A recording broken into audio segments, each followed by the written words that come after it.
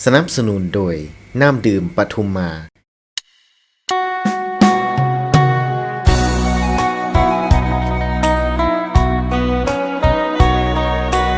สบายดีน้องเองหมายเลข31ซื้อนางแตนพินมาเนอนามสุดต้นเผาอิวเมียนบ้านเพียงลูก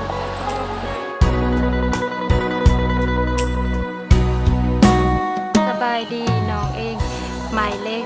32ซื้อหมายเลข32ซื้อนางคำแสงเกณฑ์วีลาจันทร์อายุ19 ปีมาในนามชุดชนเผาเล่าลุมอยู่บ้านทำสองขอขอบคุณ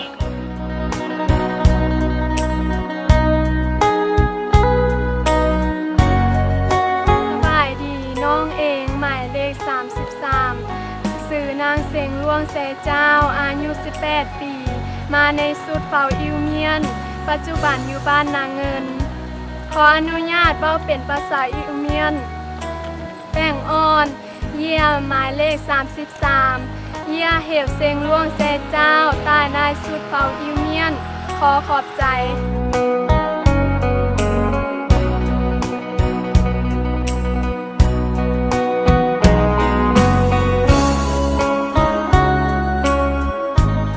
ดีน้องเองหมายเลข34ชื่อว่านางม่อนบุญมณี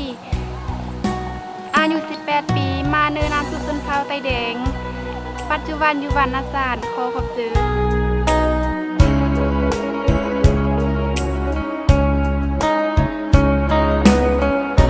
สบายดีน้องเองหมายเลข35ซื้อนางเพียรพรพรรอจิคุณพันธ์อายุ20 ปีมาเนินนามสุดส้นเขาเล่าลุมอยู่บ้านเมืองแอดขอขอบเจอ